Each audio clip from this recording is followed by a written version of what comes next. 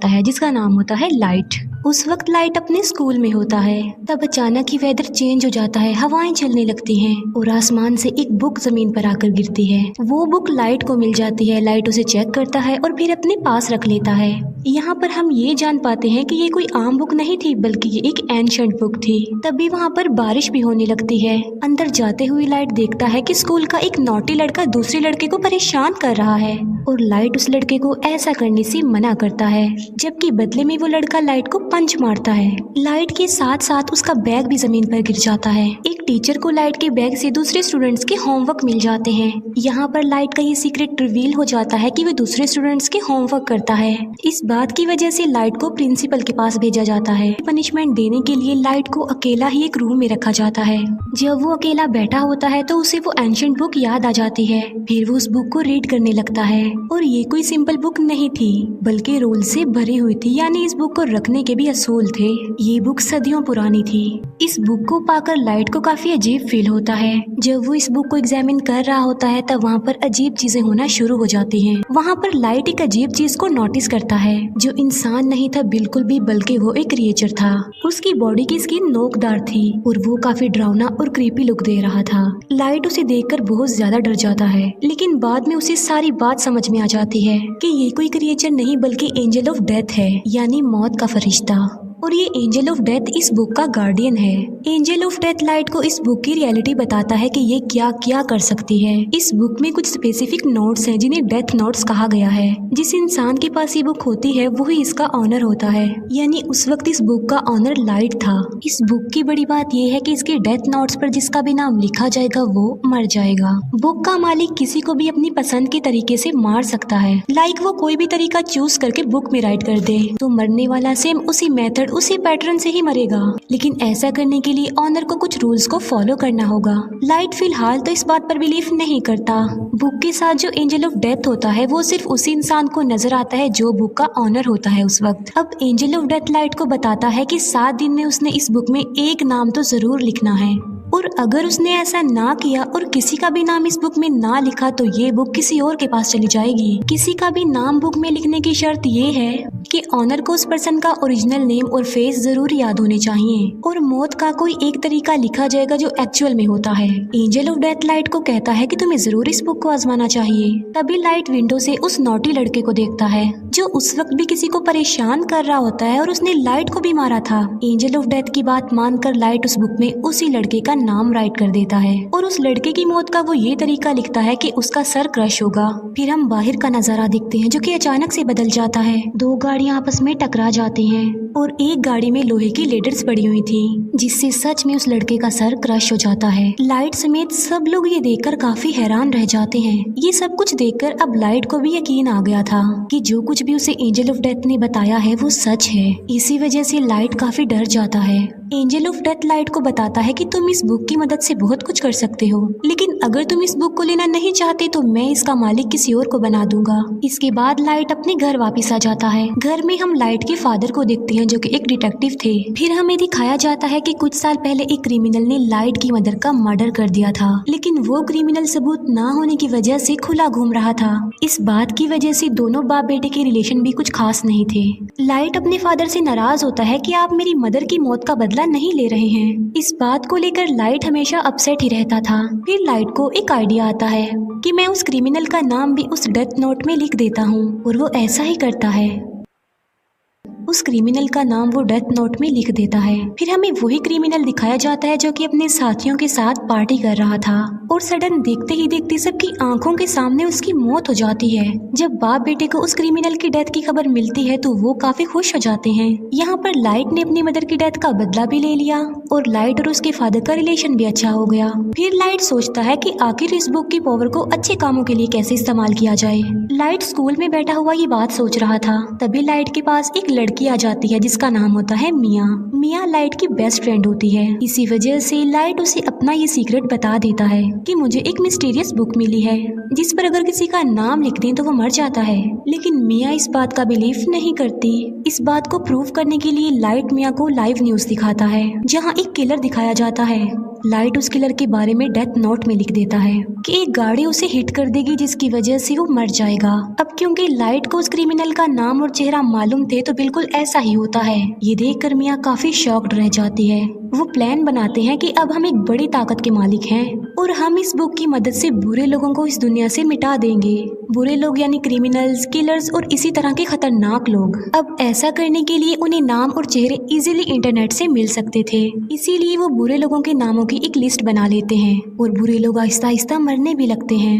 यहाँ पर हम ये भी जान पाते हैं कि बुक का ऑनर मरने वाले पर अपना कंट्रोल भी कर सकता है। लाइट ने अपने लिए एक नाम चुना था और वो था कीरा, यानी जब भी कोई मरता था तो वहाँ पर लाइट कीरा लिख देता था ताकि बुरे लोगों में इस नाम की दहशत फैल जाए और वो गलत काम छोड़ दें कि अब सब क्रिमिनल्स और बुरे लोगों को मारने वाला कीरा आ गया है। और देखते ही देखते पूरी दुनिया में ये खबर वायरल हो जाती है कि कीरा नाम का कोई सीरियल किलर आ गया है जो सबको मारता जा रहा है। और कुछ लोग तो कीरा को सपोर्ट भी कर रहे थे कि ऐसे कम से कम दुनिया से बुरे लोग तो खत्म होंगे। अब क्योंकि था तो वो किलर ही, तो पुलिस उसे ढूंढना चाहती थी। अब क्योंकि कोई भी सबूत लाइट के खिलाफ नहीं था तो उस तक पहुंचना इम्पॉसिबल था। फिर एक इंटेलिजेंट डिटेक्टिव को इस केस के लिए हायर किया जाता है। इस डिटेक्टिव का नाम होता है एल, जो कि काफी स्मार्ट था, जो कि अपने फेस को हमेशा कवर रखता था और उसका ओरिजिनल नेम भी कोई भी नहीं जानता था। लाइट और मिया अपनी लाइफ में काफी खुश थे और 400 से ज्यादा लोगों को मार चुके थे। एल एक कॉन्फ्रेंस में अनाउंस करता है कि कीरा सबके सामने आ जाओ। एल क्योंकि काफी स्मार्ट था तो वो इस केस को स्टार्ट से ही देखता है। अब क्योंकि लाइट के फादर भी एक डिटेक्टिव थे तो एल उन्हें भी अपने साथ ही मिला लेता है ताकि वो जल्द से जल्द कीरा तक पहुंच जाएं। लाइट और मिया काफी वरीड हो जाते हैं क्योंकि उन्होंने कभी ये नहीं सोचा था कि उन्हें पकड़ने की साजिश भी की जाएगी, क्योंकि अभी तक तो वो मजे में थे। लेकिन एल की एंट्री ने उनकी टेंशन को बढ़ा दिया। लाइट अपने फादर से पूछता है कि अगर कीरा को पकड़ लिया तो उसके साथ क्या किया जाएगा। लाइट के फादर कहते हैं कि आधे लोग कहेंगे कि कीरा को फांसी की सजा होनी चाहिए, जबकि आधे लोग कहेंगे कि आखिर इसने ये सब कुछ कैसे किया, इस बात पर रिसर्च की जाए। ये सुनकर लाइट की टेंशन और ज्यादा बढ़ जाती है। फिर ये सारी बात वो मिया को भी बताता है और उसे कहता है कि अब हमें ये सब कुछ स्टॉप कर देना चाहिए, क्योंकि एल के शक के दायरे में बहुत सारे लोग थे जिनमें लाइट भी शामिल था, क्योंकि वो अपने फादर के डाटा को इजीली एक्सेस कर सकता था। इसीलिए एल एक एजेंट को लाइट के पीछे लगा देता है ताकि वो लाइट की एक्टिविटीज पर नजर रख सके। जब लाइट को इस बात का रियलाइज होता है तो वो खुद को नॉर्मल रखता है। बुक में लाइट का इंटरेस्ट कम होता देखकर मिया को बुरा लग जाता है, क्योंकि ये सब करके मिया काफी इंजॉय कर रही थी। लाइट और मिया के लिए उनके रास्ते का पत्थर एल बन गया था, लेकिन वो चाहकर भी एल को नहीं मार सकते थे, क्योंकि ना तो वो लोग उसका ओरिजिनल नेम जानते थे और ना ही उन्होंने कभी उसकी शक्ल देखी थी, जो कि बुक का रूल भी था। लाइट और मिया इस बात पर डिस्कस कर रहे होते हैं कि इस बुक में उन सारे एजेंट्स के नाम राइट करने चाहिए जो कीरा को ढूंढ रहे हैं, ताकि बाकी डिटेक्टिव्स कीरा से डर जाएं और मजबूरन उन्हें इस केस को बंद करना पड़े। ये सब कुछ मिया करना चाहती थी, लेकिन लाइट ऐसा कुछ भी नहीं करना चाहता था, क्योंकि वो इनोसेंट लोगों की जान लेना नहीं चाहता था। इसीलिए मिया को भी लाइट की ये बात माननी पड़ती है और उस पर एग्री करती है। दूसरी तरफ एल को ये भी पता चल जाता है कि कीरा ने सिर्फ उन लोगों को अपना विक्टिम बनाया है जिन लोगों को टीवी पर दिखाया गया है, और कीरा उन लोगों को नहीं मार सकता जिसका फेस और नाम वो नहीं जानता। अब उस पर शक ना आए इसीलिए लाइट डिसाइड करता है कि वो कुछ दिन लोगों को नहीं मारेगा। लेकिन सडन एक इंसिडेंट हो जाता है। वो सारे एजेंट्स बिल्डिंग से कूदकर सुसाइड कर लेते हैं, जो कि इस केस में शामिल थे और कीरा को ढूंढ रहे थे। लेकिन ये नाम तो लाइट ने नहीं लिखे थे, तो फिर ये नाम किसने लिखे थे? यहाँ से सिचुएशन खराब हो जाती है, क्योंकि अब तक सिर्फ कीरा बुरे लोगों को ही मारता आ रहा था। सब उसे हीरो समझ रहे थे, मगर अब तो उसने पुलिस को भी मार दिया। इसीलिए अब वो हीरो नहीं बल्कि खतरा बन गया जो किसी को भी मार सकता है। इस बात को लेकर लाइट काफी वरीड हो जाता है। वो एंजल ऑफ डेथ से पूछता है कि क्या ये सब कुछ तुमने किया? तब एंजल ऑफ डेथ कहता है कि ये नाम किसी और ने लिखे हैं, क्योंकि ये काम मैं नहीं कर सकता। लाइट के फादर अपनी कॉन्फ्रेंस में कीरा को चैलेंज करते हैं कि इनोसेंट लोगों को मारना बंद कर दो। अगर हिम्मत है तो मुझे मारकर दिखाओ और सबके सामने आ जाओ। ये न्यूज लाइट और मिया भी देख रहे थे। गुस्से में आकर मिया लाइट को कहती है कि तुम अपने फादर का नाम भी लिख दो उस बुक में। मिया को कहता है कि मैं अपने फादर को कैसे मार सकता हूँ, तुम्हारा क्या दिमाग खराब हो गया है। एल और भी समझदारी से इस केस को हैंडल कर रहा था। वो देखता है कि अब लाइट के फादर को कीरा मारेगा या फिर नहीं, मगर ऐसा नहीं होता। अब क्योंकि लाइट के फादर नहीं मरते, जिसे एल का जो शक लाइट पर था अब वो यकीन में बदल जाता है, क्योंकि आखिर वो भी तो एक डिटेक्टिव ही हैं जो इस केस को हैंडल कर रहे हैं, मगर कीरा ने उन्हें नहीं मारा। यानी कीरा कोई और नहीं बल्कि लाइट ही है। इसीलिए रात को एल लाइट से मिलता है और उसे उगलवाने की कोशिश करता है कि तुम ही कीरा हो। एल लाइट से काफी क्वेश्चंस भी करता है और उसे अपना फेस भी दिखा देता है और कहता है कि ये सब कुछ करना अब बंद कर दो। लाइट उसकी बातों को इग्नोर करके वहाँ से चला जाता है। अब खतरा उसके सर पर ही था। वो चाहते हुए भी एल को नहीं मार सकता था। मिया एल को कहती है कि मैं तुमसे प्यार करती हूँ और इस मुसीबत से निकलने के लिए हमें कुछ करना चाहिए। एल को अपने रास्ते से हटाने के लिए लाइट काफी सोचता है। वो कहता है कि एल का चेहरा तो मैं देख ही चुका हूँ, मगर एल का ओरिजिनल नेम उसका फ्रेंड जरूर जानता होगा। लाइट एल के फ्रेंड का नाम उस बुक में राइट कर देता है और उसे अपने कंट्रोल में कर लेता है। अब यहाँ पर बुक का एक और रूल सामने आता है कि अगर ऑनर ने किसी के नाम वाला पेज जला दिया तो वो पर्सन बच जाएगा और उसे कुछ भी नहीं होगा। लेकिन एंजल ऑफ डेथ लाइट को बताता है कि ये सिर्फ एक ही दफा होगा।